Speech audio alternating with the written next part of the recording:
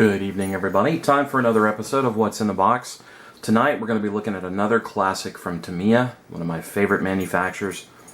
It's been around for a long time. Still another one of those kits that, even with its age, holds up well in the detail department. Certainly in its typical Tamiya build quality with the easy fit and quick construction. And what I have for you this evening is the 1/35th scale Sturmgeschutz 3 Ausf G. Sonderkraftfahrzeug 142/1. Fruhe Version. Fruhe just means early. I don't know if version is Version. Is that? I don't know if that's version in German or not. I don't think so. I thought Ausf would be version. So, anyways, I digress. So here it is. This kit is once again. This is not new. This kit dates from 1995. And made in the Philippines, so to me it doesn't make a whole lot in Japan still. I can understand with labor costs in Japan, but I still think they make a few things there. I know some of their tools are made there. Nice box art. A couple of crew figures included with this kit. It's your simple single tone, monotone dunkelgelb scheme on it.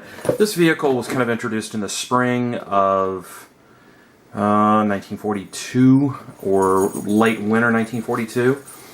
It was obviously not the first variant of the Stug, and the Sturmgeschutz goes all the way back to the Ausf A, or A. And this had the bolt-on or applique armor, which increased the armor protection 80 millimeters in the front for the driver and the radio operator. Superb. But it was the gun, the main gun on this thing, that was the thing to be reckoned with. That's Jerry rattling around there. Sit for me, buddy. Sit. The main gun was the Sturmgeschutz 40, not to be confused with the KWK-40, which would be tank cannon or Kampfwagenkanone. But it was the same gun. I don't know why they classified it that. It was the same breech mechanism, same barrel. It was even the same 48 caliber. Fired the same ammunition as the Pak 40. Fantastic weapon. Fired solid shot at about 2,650 foot per second. There's not very many Allied tanks that it could not penetrate, so that was not a problem. Superb sighting equipment on it. The commander had a set of binocular periscope, on the top that they could use to sight with. It's just a great vehicle. Now, I've read it a couple places. I've never read anything to completely substantiate this, but there are several authors that claim, and I'm sorry I can't cite the source because I can't remember at the moment, that claim that the Sturmgeschutz III represented about 80% of the Allied tanks destroyed. That's a really grandiose claim, considering, how many tanks were destroyed. But the difference is 9,000 of these were built. They didn't build that many Panthers. They didn't build that many Tigers. So these were cheaper to make because it was built on an existing Panzer III chassis. Most of these were made by Alket. So it had a really low silhouette, which in an armored vehicle is something you want to have. So a low silhouette gives you the advantage that from a long distance, this thing obviously is not as tall, therefore it's not as easy to see, which also means it's easier to conceal. So these things set up in a defensive net, an ambush defense were lethal. And of course you're knocking out T-34s at 1,100 and 1,200 meters with this gun. So yeah, it was deadly. It was a great vehicle. So that's enough of the background info. Let's take a look at the kit and take a look at the plastic. So let me set the box lid aside. Here we have the instruction sheet and the painting and marking guide. Let's get started with that first. So, we'll just start with the painting and marking guide since I got it here. They have for us 1, 2, and 3 versions. Now, one of the neat things about this kit is that it can be built as the Sturmhaubitze 42 or Sturmhaubitze 42. It was armed with a 10.5 centimeter howitzer, basically the Leichte Feldhaubitze 18. I forget the assault gun version of that cannon. But it was a 105 millimeter or 10.5 centimeter gun used directly in the infantry support role. Although, with heat rounds, this thing was a menace. Could knock out pretty much any Allied tank. It's just the ammunition was in 2 parts. So you had the powder charge, and then you had the actual projectile. So that would, of course, decrease your reloading time. Now the other two vehicles we have here, let's see, so Sturmgeschutz 303rd Sturmgeschutz Brigade, Wehrmacht, Norway, 1943. That would have been a garrison vehicle. So if you didn't want to weather it much in a single Dunkelgelb color scheme. The next one is a little more interesting.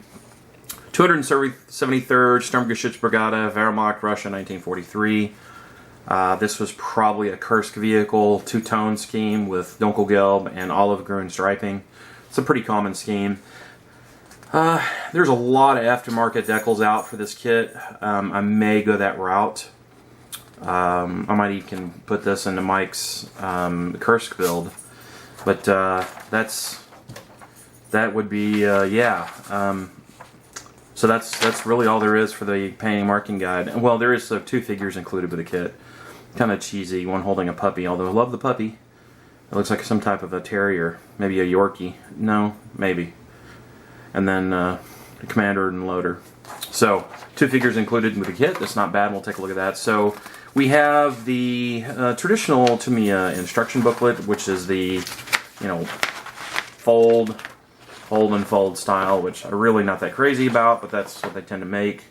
But I don't think there's going to be any surprises here. Easy to follow, concise, excellent line drawing showing you where the parts go. This is an easy build. I've built one of these kits before. This was actually the first kit that I built when I tried to get back into modeling about 7 or 8 years ago. And I want to revisit it and build it again just because I loved Stugs and Panzer IIIs. And you guys have heard me say that before. No surprises in the kit. Like I said, it can be built as a Sturmhaubitze 42 or a traditional Stug III with a 7.5 centimeter Sturmkanone 40 or 40. So that's the instruction booklet and the painting and marking guide. Let us go to the plastic. And unfortunately, once again, we have these threaded stapled Tamiya bags. This first sprue is the upper hull, obviously. Rear hull plate, some on vehicle equipment, top of the armored, this is part of the armored superstructure up top. It's where you have your commander's cupola, loader's hatch here. But I want to point out, if you would, grab this, the level of detail. Remember, this kit is from 1995, so I'm trying to make a point. This kit can be had for an extremely good value. I bought this kit from a Chinese dealer in Hong Kong for $19 US, and I think they charged me another $15 or $16 to ship it. So, I mean, it was less than $30. No, I take that back. It was a little more than $30.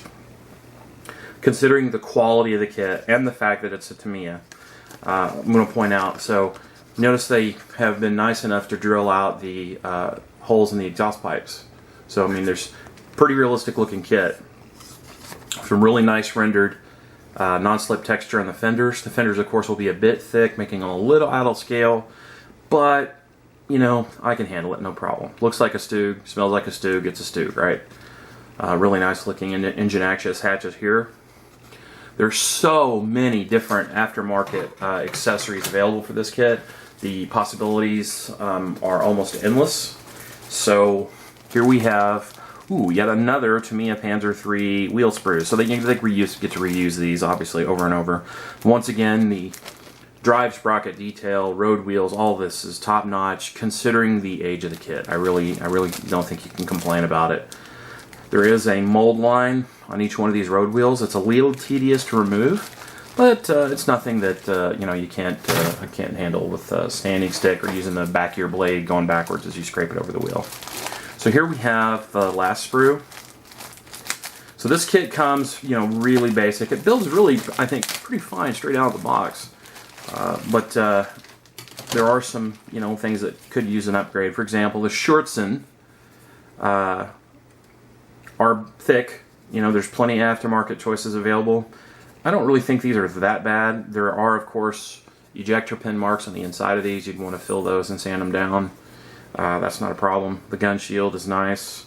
In the MG34, they've done a really good job on. You can even see the cooling jacket. On camera focus. Cooling jacket on the machine gun is nicely rendered. These are the hangers for the Schurzen.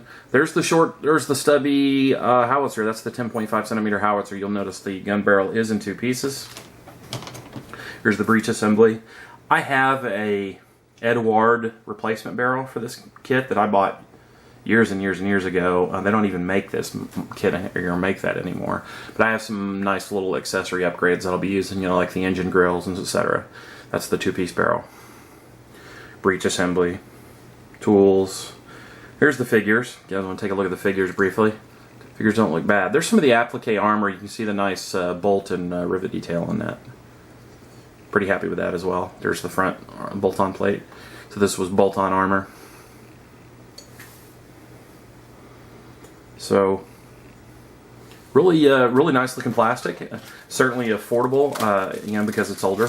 Now it does have the older style Tamiya rubber band tracks. When I say older, but these are supposed to be modeling glue friendly, and they're not very good. They're not, you know, that great, but they're not terrible, and I still may use them because once you put the Schurzen on, they're going to look fine, I think. So you want to see the detail? It's not terrible, but like I said, it's not fantastic either. You can see that. And the last piece we have here is the hull tub. This is actually the same hull tub that's in the Panzer IIIL that we've already looked at. So, you know, really the detail on the bottom of this is exquisite, considering the age of the kit. Suspension is all nicely done. No, the Dragon kits are better. I mean, they are, but you know, they're also $20 more. This kit can be built really nicely straight from the box. Like I said, there's so many accessories for it. I mean, here, I'll show you one. This is from, used to be one of my favorite aftermarket accessory manufacturers. This is Caliber 35. It was a Czech company. Sadly, they are out of business. But what this is, it's an upgrade set for a Stug III. It's the 90mm smoke grenade launcher. And there's a photo etch launcher mount, resin smoke grenades. You can actually model some of the smoke grenades inside the little launcher bins, and as you can see, the little round photo etch smoke grenade, you know, smoke grenade launcher itself actually inside there. All you would need to do is maybe put some wiring on it. And I've got an aftermarket barrel. I've got grills, so it's gonna, you know, gonna look the part when I get done. But I might use aftermarket tracks. I might. It's gonna really jump the price up. If I could find some tracks that weren't too fiddly. I have a set of model casting tracks and got a set of Fruhes. It's just, of course, taking the time to do that. Of course, if I used a set of Fruhes on this track, then I could have bought a Dragon for that. Although I believe I'm already in possession of some Fruhe tracks. But there's some other stuff on the market I may try. I may see if Bronco or Hobby Boss makes a track set for a Panzer III or Panzer IV late tracks. I might take a look at that. But don't want to take up too much of your time. Thank you very much for joining me this evening. I keep gaining subscribers, and it's all because of you guys supporting my channel. I cannot thank you enough. A couple of shout outs I want to make real quick. I want to shout out to Ben Builds, Gentle Ben, was it 94 I believe, who's in my Recce build currently. Just kind of want to throw some love his way. He's a really good builder. Look, check out his videos. He does some video games stuff as well.